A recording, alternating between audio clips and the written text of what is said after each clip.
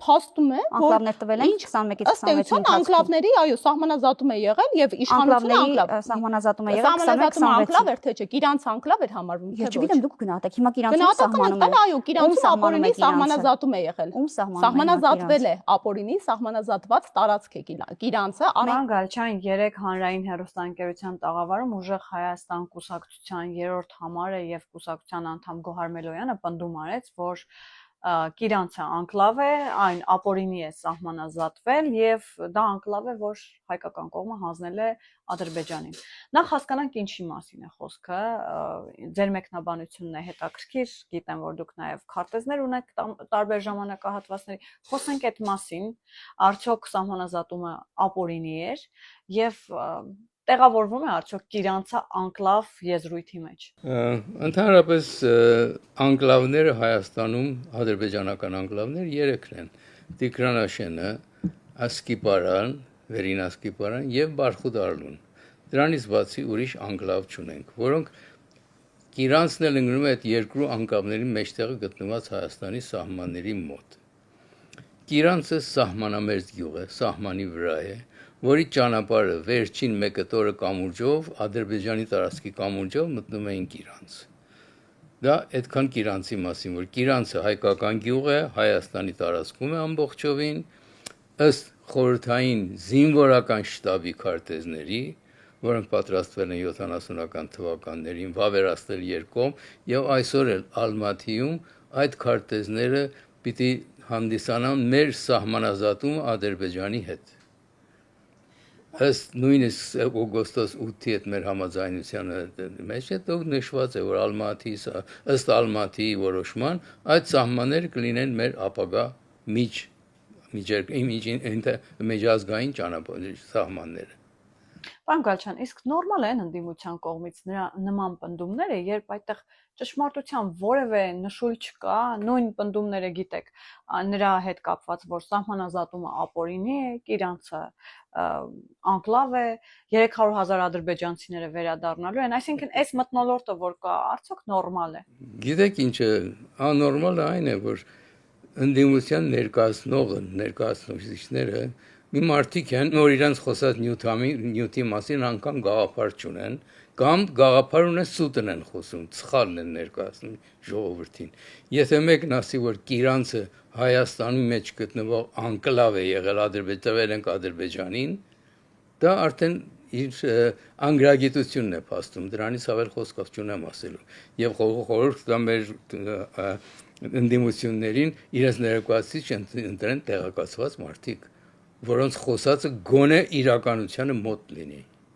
Ես չեմ ասում ամբողջովին իրականությունը, գոնե մոտ լինի։ Անկլավը այդպես բան գոյություն չի կարող ունենալ Հայաստանի տարածքում, հատկապես Կիրանցը, որ ամբողջովին Հայաստանի տարածքում գտնվող մի հատ գյուղ է։ Պարոն Գալչյան, այսօր իհարկե մենք քննարկելու ենք հայ-ադրբեջանական հարաբերությունների ամենատարբեր ասպեկտներ, սահմանազատումից սկսած մինչև խաղաղության գործընթաց, թրիփ նախագծի հետ կապված գործընթացներ, բայց մինչ այդ, քանի որ քաղաքական եւ ներքաղաքական որոշի ենթատեքստով սկսեցինք մեր զրույցը, խորհրդարանի արկա պատկերը ձեզ գոհացնում է Ճիշտ ասած, ինձ կգոհացներ, եթե Ինդիմությունից ներկա անդամները, որտեղ գալու են ստորագրելու են իրենց մանդատներն առեն ազգային ժողովում, տեղեկացված մարդիկ լինեն։ Ոչ թե կուսակցության լավ ներկայացուցիչը, որ մի կուսակցությունից մյուս կուսակցությունը դռնում եւ անուն դնում են սրանից մյուսի ցուցակի մեջ, մեր մյուսի ցուցակի մեջ։ Այդ ճիշտ գործ չի։ Իրականությունն է, որ անդամներ մարդիկ պիտի լինեն, այնտեղ որ տեղյակ լինեն։ Ընդդիմությունը ամբողջ աշխարհում Եթե իշխող ուժը որևէ ծրագիր է ներկայացնում, ընդդիմությունը դա ասելիք ունի, ազգային ժողովում նստում է, բացատրում է, որ այս ձեր բանը, այս ասածը սխալ է։ Եկեք այս ձև անենք, առաջարկ ենք տալիս, որ այս մյուս ձև անենք, մյուս խնդիրը ձև մոտենանք խնդրին։ Բայց չէ, Հայաստանում ընդդիմությունը, այսինքն եթե չես սիրում, չես հավանում իշխանությունների առաջարկածը, բոյկոտ ես անում, չես գնում մասնակցում նիստին։ Բոյկոտ անելը, այսինքն ոտնատակ ես տալի քեզ ընտրողների ձայնը, որ քվե ընտրվել դու ընտրվել ես ներկայացրել ես այնտեղ,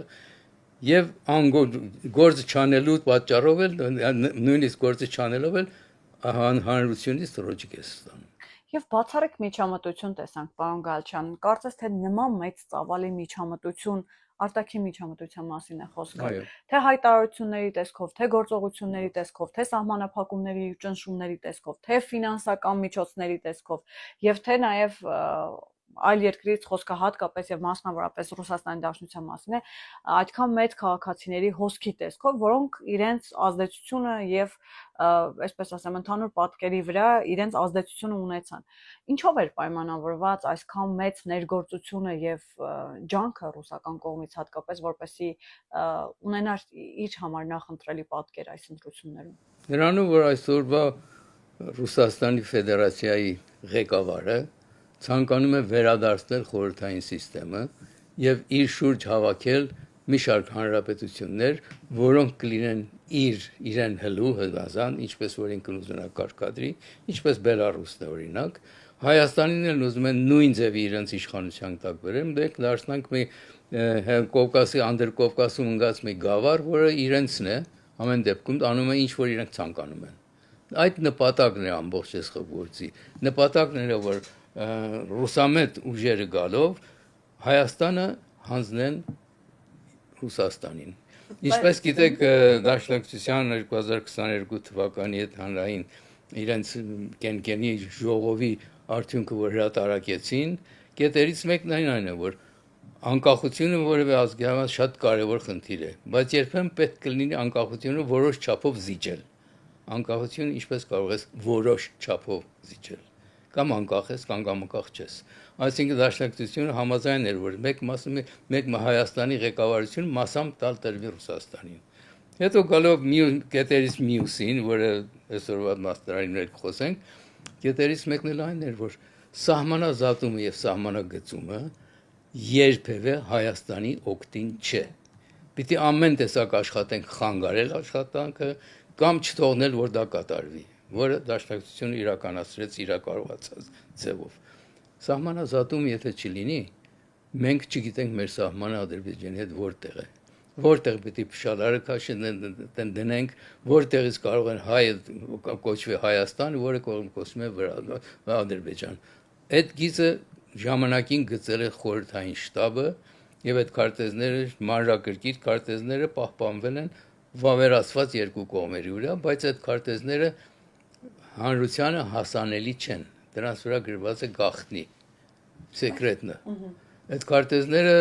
պատահմամբ ինչ որ մեկը ժամանակին գցել էր ինտերնետ ամբողջովին Հայաստանի սահմանների քարտեզները եւ ես ներբեռնեցի, բայց հետո մաքրեցին դա, հանեցին այդ կայքը, բայց ես գիտեմ, որ Ամերիկայի կոնգրեսի գրադարանը նույնիսկ այդ քարտեզներն ունի, այդ գաղտնի քարտեզները, որ խորհրդային միությունը տպել է, ինչ որ ձև հասնել են կոնգրեսի գրադարան։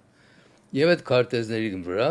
հայտնի է, որ սահմանը որտեղից են ուզել անցնի։ Անկլավները այդ քարտեզների վրա առաջի անգամ Երևան են եկել 1936 թվականին, հետո 39 թվականին, երկու Տավուշինը 36-ին, Տեքնարաշյանը 39-ին, առանց որևէ փաստաթուղթ ունենալու, առանց որևէ որոշումի, առանց որևէ պատկան արձանագրության։ Այսինքն ռուսական կողմը որոշել է, որ այս տարածքը տալիս ենք, էս։ Այո, գծել է քարտեզի վրա, Հայաստանին ասել է, սա ձեր սահմանն է, սա Ադրբեջան է։ Այս մեկը Ադրբեջան է։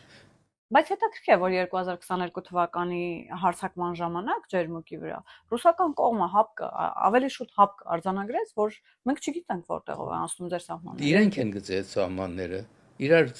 գեներալ շտաբը գծել է այդ սահմանները, եւ այսպեսի օրինակները բոլորը կարող եմ ցույց տամ։ Այդ իրենք գծած ինչպես կարող է չգիտենան դա ինչ է։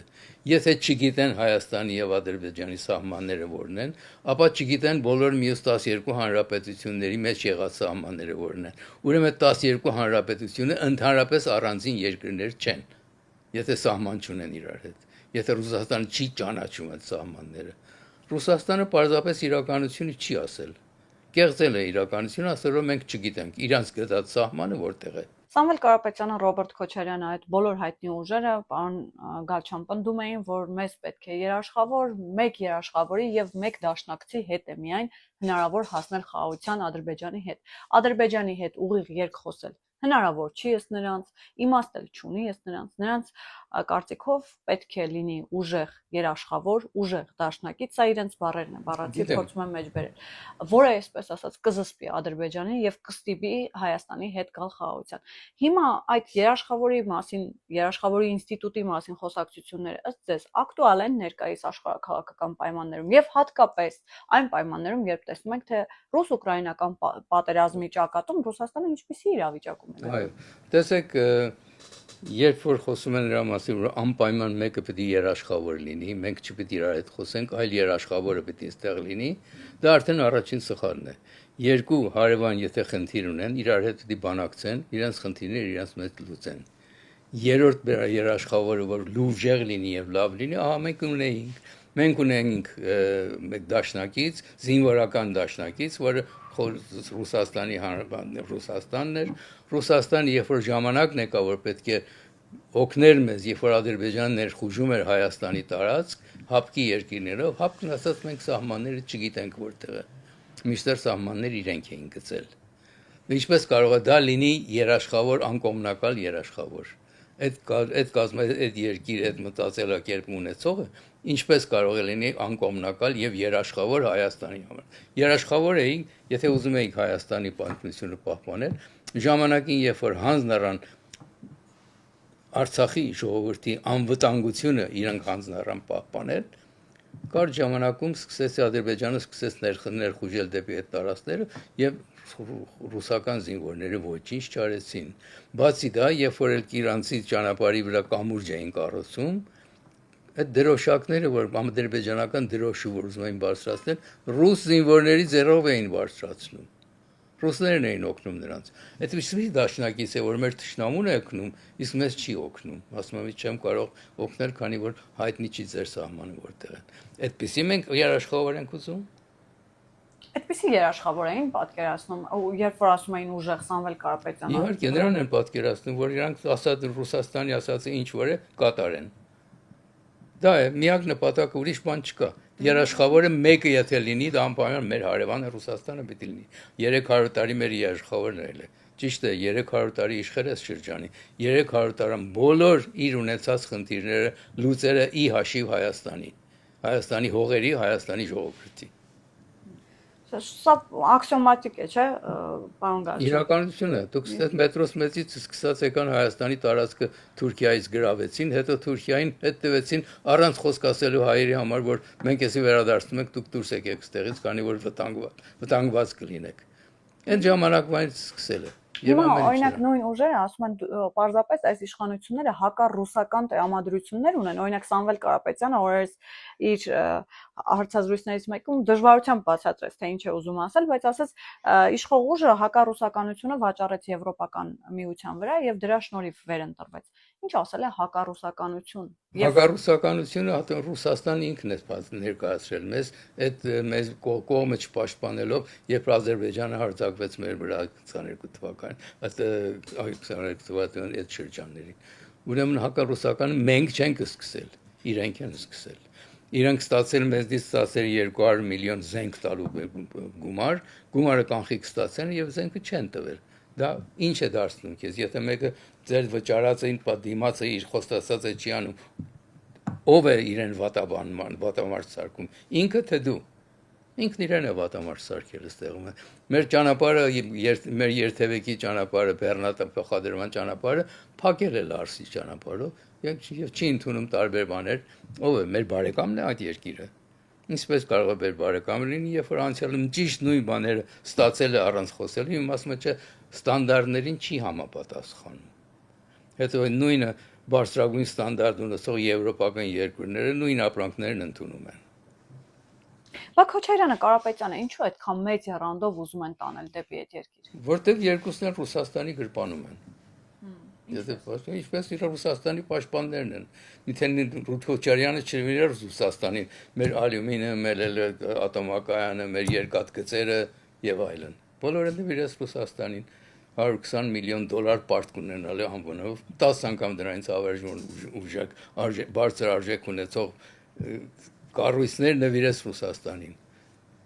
Եվ այն ժամանակ, որ Պարսկաստանը պատրաստ էր Հայաստանին օգնել գազամուղով եւ գազի խողովակը պատրաստելու, պարոն Քոչարյանը չթողեց, որ իրանց առաջարկած մեծ գազի մաղավակը լինի, որովհետեւ ասպեց էր Հայաստանով էլ դեպի Եվրոգազ արտադրի Պարսկաստանը վաճառի նրանց։ Եվ պարտադրեց փոքրացնել այնքան փոքր, որ նույնիսկ Հայաստանի ներքին պահանջները չբավարարի, որպեսզի իրենք ասելիք ունենան, իրենք գազ ունենան, եւ եթե պետք է իրենք գազը փակեն Հայաստանի հանդեպ։ Չնայած պայմանագիր ունեն, որ քանի 20 տարվա, 30 տարվա է ինչը։ Բայց դա չի խանգարում Ռուսաստանին այդ գործանալու, ինչպես որ ուրիշ գործերի մեջ չի խանգարել։ Ամեն տեսակ իր ցանկությունը կատարել է, եթե դիմացը կանգնող չկա։ Եթե այսօր էլ տեսնում ես Ռուսաստանը քո ապրանքը չի առնում, դիմում ես ուրիշին եկեք դուք առեք, արդեն դառնում է, արդեն տեսեք ու վեկտորը փոխեցիք, դարձաք արևմտամետ։ Ռուսաստանից հեռացաք։ Ինքն է մեզ ճնշման տակ դրել, որ մենք այդ գործն անենք, բայց ինքը մեղադրում է մեզ, որ մենք այդ գործն անում ենք։ Իսկ Սամվել Կարապետյանը ինչին էր պետք մտնել քաղաքականությունը։ Ես կարծում եմ, որ իրեն պետք չէր։ Կարծում եմ իրեն պարտադրել են այդ գործն անի։ Քանի որ Ռուսաստանը պատրաստել է, տեսեք Քոչարյանը չկարողացավ այդ գործն անել այն ժամանակ, որ կարող էր մերտո մի քանի մարդկանց մեջտեղ գցեցին քաղաքականագետ եւ այլն, նրանք չկարողացան, հետո կրոնին մեջտեղ բերեցին, կրոնական օգնություն ու խնդրեցին, որ Քոչարյանը նախապես ասել էր, եթե չհաջողենք, մենք եկեղեցուն էլ կներառնենք այս շարժման մեջ, եւ ներառեցին, այն էլ չհաջողեց, վերջին ասը այսպես ասած այն էր, որ իրենց ամենահարուստ մարդներուց մեկին ուղարկեն Հայաստան, որ այս գործը գլուխ բերի։ Եթե այս գործը չհաջողի, Սամվել Կարապետյանի ունեցվածքը վտանգի տակ է Ռուսաստանում։ Քանի որ նրանց պատվերը չի կարողացել կատարել։ Եվ նույնիսկ ասեմ իր կյանքը կարող է վտանգի տակ լինել այնտեղում։ Իսկապես իրավիճակը այդքան լուրջ է։ Ռուսաստանը գիտեք ինչպես է հաշվեհարդարանում Նովիչուկ ու եւ այլն, ասենք մի հատ ասեղով մեկը հանգարցակի տեսնես մահանում է, որ իրենց գործը չի, իրանց ասածը չէր արել։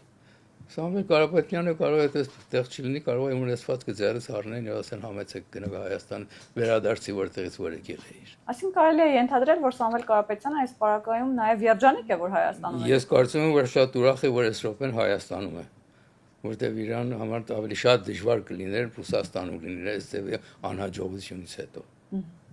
Իսկ Ռոբերտ Քոչարյանը ինչու է շտապում Մոսկվա այցելել։ Նրանք բոլորը անընդհատ Ռուսաստանից շումի տակ եկեք մի բան արեք, շուտ արեք, սահմանադրական դատարան դիմեք, միշտ սահմանադրական դատարանը ինչպես կարող է ընդունել այդ բողոքը, երբ որ բոլոր ընտրատարածքներում, երբ որ հաշվարկում են, թաշվում են քվեները, իրենց ներկայացուցիչները Քոչարյանի, Սամվելի եւ քաղաքացիական պայմանագրի ներկայացուցիչները 6-ով ստորագրել են բոլորի տակը։ Իրենք ստորագրել են, որ վավերացված է սրանք, ճիշտ են։ Հիմա ասում են գողացել են իրենց հաղթանակը։ Իրանք գողացել են իր հաղթանակը, որովհետև ժողովուրդը հասկացել է ով է գործարել իրենց համար։ Տեսեք, շատ պարզ մի բան կա։ Երբ որ ինձանից հարցնում են դու ում պիտի քվեարկես, ես ասում եմ դու ում պիտի քվեարկես։ Քվեարկի այն քվեարկոսը ինչի վրա հիմնվես, հիմնվի այն գործի վրա, որ իշխանությունները արել են ժողովրդի համար։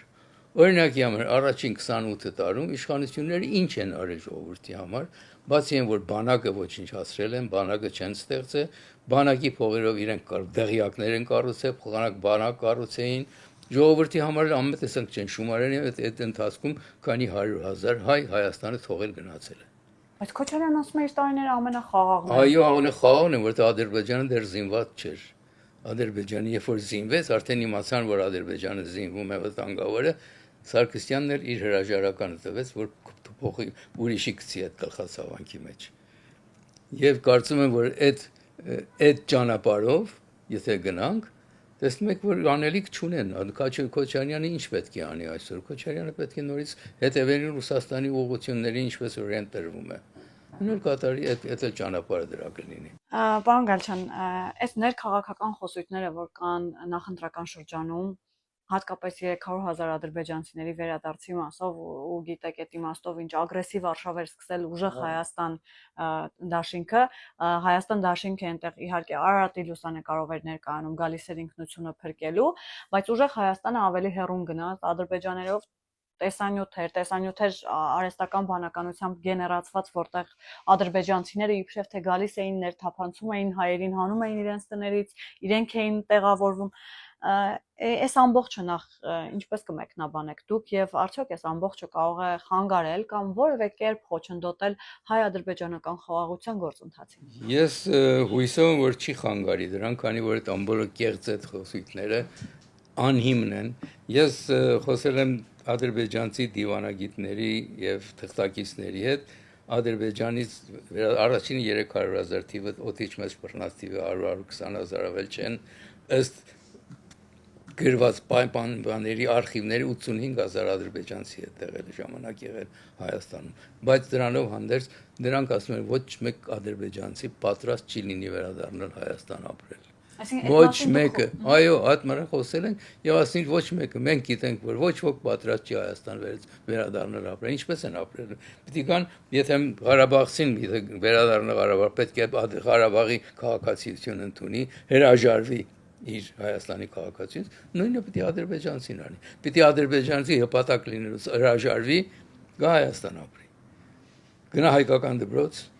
աստիճանաբար դառնա հայ։ Արդյոք կընդունի որևէ մեկը։ Իհարկե որ չեն ընդունի։ Ինչպես Ղարաբաղցիները չեն ցանկանում Ադրբեջանի քաղաքացի լինել։ Այդ մեկն է, երկրորդն է պաշտոնական շրջանակներում այդ մասին չի խոսվում։ Արդեն լուծված է խնդիրը։ Նոր նման բան չի կարող գոյություն ունենալ։ Եթե 120,000 ադրբեջանցին պետք է վերադառնան, ապա Ադրբեջանը պետք է պայմաններ ստեղծվի այն 400,000 հայերը, որ թողել են Ադրբեջանը անկախությունից հետո Բաքվից, Սումգայիցից, Շամախի եւ այլն եւ այլն, նրանք էլ վերադառնան։ Ոչ, Ադրբեջանում բնակվող հայերի մոտ 300,000-ից ավել հայություն էր բնակվում Բաքվում։ Ինչ եղան նրանք։ Հետո եթե դուրս են եկել թողել են գնացել, ունեցվածքի արժեքն ինչ եղավ։ Ունեցվածքը կառավարությունը տիրացավ մեծ մասը, որտեղ գյուղացիները որ փոխանակում են տեղափոխվում են, որոշները տներ են փոխանակի իրար հետ։ Իսկ Բաքվի պարագայում մեծ քաղաքների պարագայում ոչ մի տեսման չի եղել։ Հայերին բռնապես բռնի ձևով դուրս են արել, այնտեղ տիրանալով իրենց ունեցվածքը։ Դա հսկայական գումարներ կկազմի Ադրբեջանի համար 300,000 հայի ունեցվածքի փոխարեն հատուցումը դուր։ Իսկ Ադրբեջանում, քանի որ դուք նաև քաղ հասարակության շրջանակներում եք աշխատում, գիտեմ, որ պարբերաբար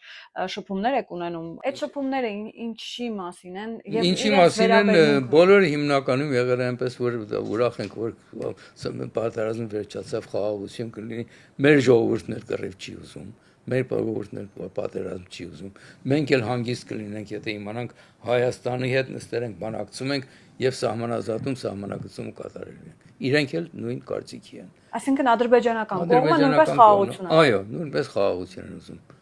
Ալիևն էլ պաշտոնապես հայտարարել է քանի անգամ, քանի որ Ալիևի ասածները երբեմն մեկ էսև են, մեկ ընձև են,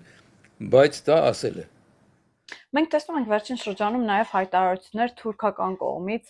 օրինակ օրերս Թուրքիայի ազգային ժողովի նախագահն էր Բաքվում եւ ինքն էլ հայտարարեց, որ ողջունում են Հայաստանի եւ Ադրբեջանի միջև խաղաղությունը, ուզում են Հարավային Կովկասը տեսնել խաղաղ, զարգացող եւ նաև շեշտադրեց հատուկ, որ ուզում են Հայաստանի եւ Ադրբեջանի միջև տեսնել պայմանագրի վերջնական ստորագրում։ Պարոն Գալչյան, ինչ տրամադրություններ կա այդ իմաստով նաև Բաքվում, Ադրբեջանի մոտ, ինչն է այս պահին Ադրբեջանին խանգարում գնալ խաղաղության պայմանագրի վերջնական ստորագրման։ Սահմանադրություն փոխել-չփոխելու հարցը դա իմիտացիա է, թե դա իմիտացիա է, դա ոչինչ չի ներկայացնում, քանի որ սահմանադրության իրական եղածը սահմանադրության մեջ Ադրբեջանի Ղարաբաղի վերաբերյալ ոչ մեկ այդ գոյություն չունի։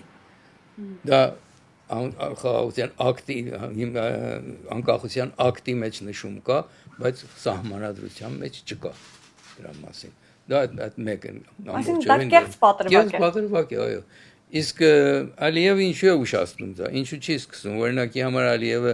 գիտի, որ գրավել է 240 քառակուսի կիլոմետր Հայաստանի բարձրունք 2021-ի մայիսից հետո։ Օրենքով դա պետք է գիտի որտեղ էր, պետք է արագ վերադարձնի, բայց չի անում։ Ինչու՞, որովհետև ժամանակին հայտարարել է, որ մեր զինվորը կանգնած է Ադրբեջանի տարածք է։ Եվ հիմա պետք է հակառակն անի։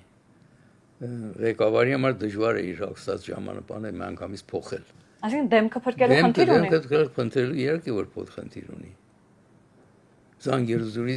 միջանցք ինչու է այդքան պնդում։ Ինքը ստորագրել է, որ Զանգեզուրի միջանցք չկա, տարանցիկ ճանապարհ է։ Բայց տեղի ժողովրդի համար ասում է Զանգեզուրի միջանցքը բացելու ենք։ Իմ այդ անուն կուզես դիր Զանգեզուրի միջանցք, կուզես տնես Ստալինի միջանցք, կուզես տնես Փաշինյանի միջանցք։ Տարբերություն չի անելու։ Բոլորը Հայաստանի տարածքով է անցնում, Հայաստանի գերիշխանության տակ է գտնվում եւ Հայաստանի հսկողության տակ է լինելու դրան։ Մտնելու են Հայաստան, Հայաստանից դուրս գան մյուս ծայր։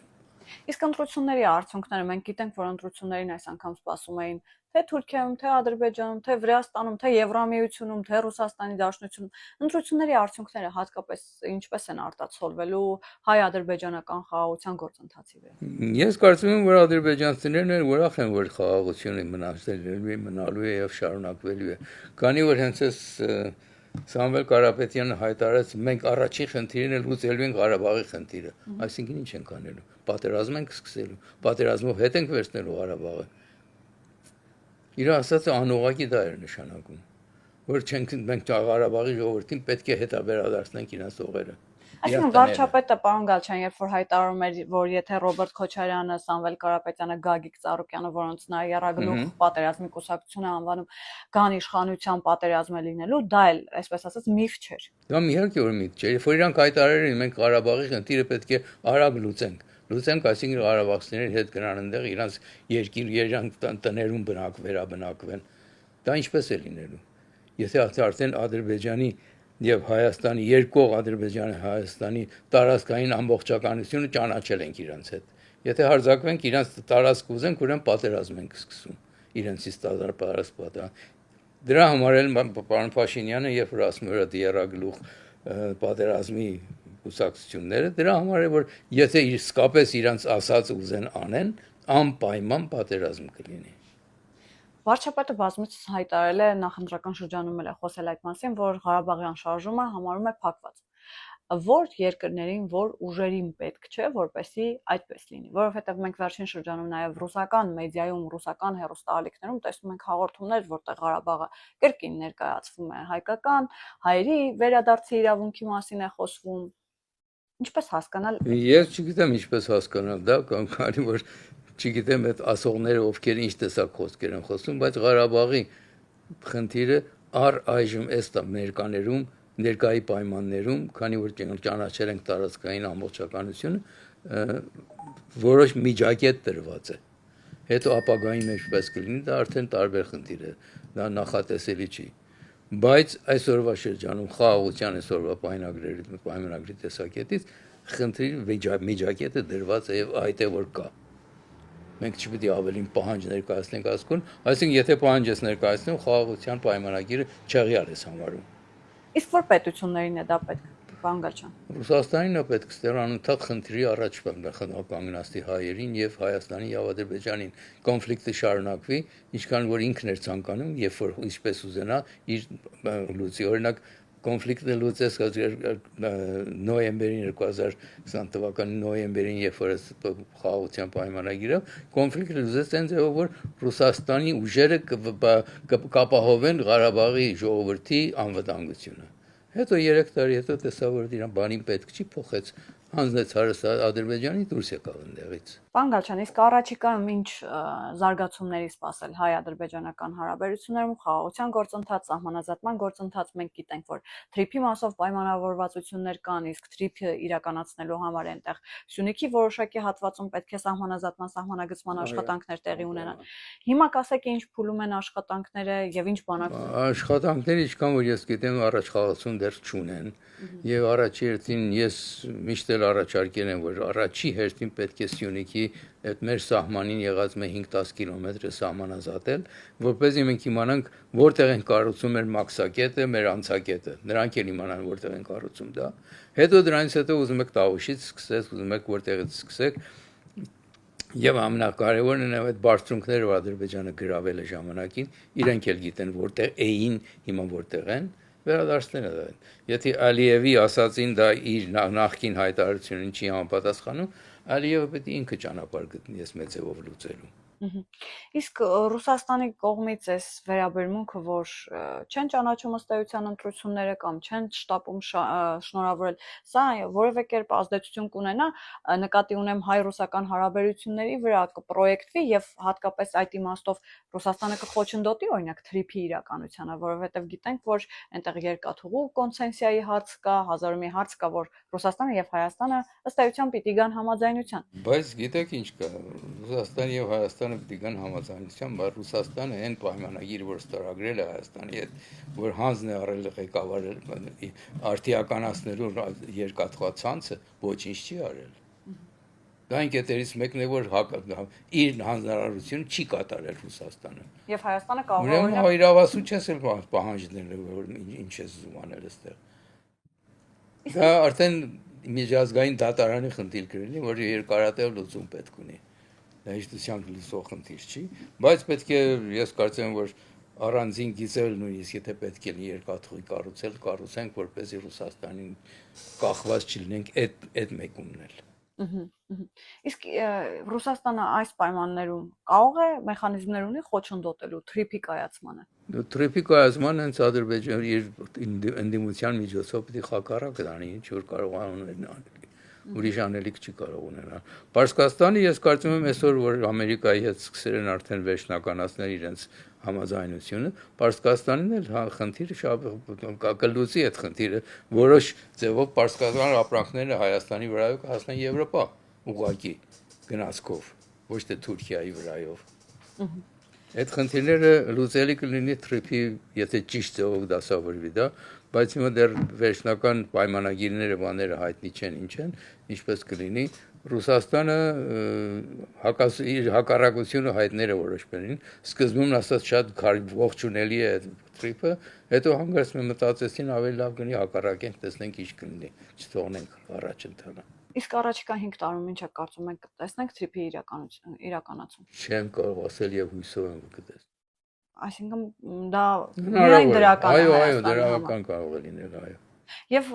վերջին հարցը պարոն Գալչյան, անդիմադիր շրջանակները Ռոբերտ Քոչարյանը, այդ թվում Սամվել Կարապետյանը ուժը հայտարարում են, որ իրենք գտնելու են անհրաժեշտ պայմաններ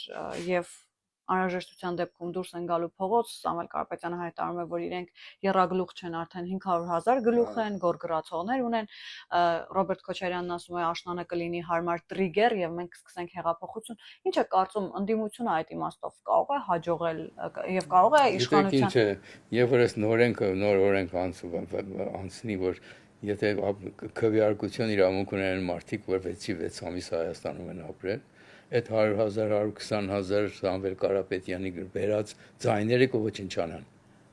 քանի որ նրանք չեն կարող այլևս մասնակցել ընտրությանը։ Եվ մյուս կողմից էլ այդ խիստ վերաբերմունքը, որ ըստ օրենքի պատժում են կաշառք վերցնողներին, կաշառք տվողներին, դա էլ որոշ ցավոք հանրությանը կտեղեկացնի, որ պետք չի այդ գործով զբաղվել, քանի որ վտանգավոր է համար։ Այսինքն ազնիվ չի, պարոն Գալչյան, որ Ռուսաստանից եկել են, քվեարկել են։ Իհարկե ազնիվ չի։ Ինչ իրավունք ունի ուրիշ տեղ ապրող հայը, որոշի ու ձեր ու իմ ղեկավարը ով պետք է լինի։ Դե իրենք ղեկավար ունեն, Պուտինն է իրանցը։ Բայց եկել են Հայաստանը փրկելու։ Դե իրավունք չունեն այդ հայտարարություն անելու։ Ընդեղում ապրողը իրավունք չունի գա Հայաստանի քաղաքացիական ապագա որոշի։ Եվ ինչ եք կարծում, նաև այդ հայտարարությունները դուք հավատում եք, որ այս իշխանությունները կգնան այդ հայտարարությունների ետևից եւ հայտարարում են, որ Սամվել Կարապետյանը, Ռոբերտ Քոչարյանը, Գագիկ Ծառուկյանը երկար ժամանակ անցկացնելու են բանտում։ Ես հույսով եմ, որ այդ խոսքերը, որ ժամանակին ասել է պարոն Փաշինյանին, բայց չի իրագործվել, հիմա կարողանալ իրագործել գոնե որոշ չափով։ Որոշ չափով ինչ նկատի ունեք։ Որոշ չափով, այսինքն իրանց գողացածները, իրանց նրանք ապօրինի ստացածներից մեծ մասը վերադարձնել, հիմա ինչ ձևով կպատիժ հավելյալ պատիժ ինչ կլինի, չեմ կարող ասել, որ Ռուսաստանը շատ մեծ ասելիք ունի ստեղում նորեն։ Այսինքն Ռուսաստանը նկատի ունեք պատրաստ է զոհաբերել այս մարդկանց։ Չէ, զոհաբերելը խնդիր չէ, չի զոհաբերի է դրանց եւ կասի որ չանեք այդ գործը, թե չէ, այսինչը կանեմ, այնինչը կանեմ։ Սպառնալիք կլինի Հայաստանը։ Միջամտելու է որպես։ Այո, կմիջամտի որպես նրանց պաշտպանի։ Իսկ ինչպես է միջամտելու, օրինակ։ Կասի գազը կտրեմ։ Ռազմաբազան կարող է Ռազմականորեն չեմ կարծում, որ բանանի համար ցակվի անել, որտեղ իր համար շատ տան կվերջանա այդ ամբողջ աշխարհը դրա դեմ դուրս կգա արդեն նորեն։ Այսինքն, եթե ամփոփեմ, Սամվել Կարապետյանին, Ռոբերտ Քոչարյանին, Գագիկ Ծառուկյանին, այնուամենայնիվ Ռուսաստանը շարունակելու է պաշտպանել։ Իհարկե։ Թեև նրանք ձախողել են։ Իհարկե նրանք պաշտպանել, բայց ձախողել է ու հույս ունի, որ ապագայում կհաջողեն, որ հերո եմ տեսնում իրականությունից։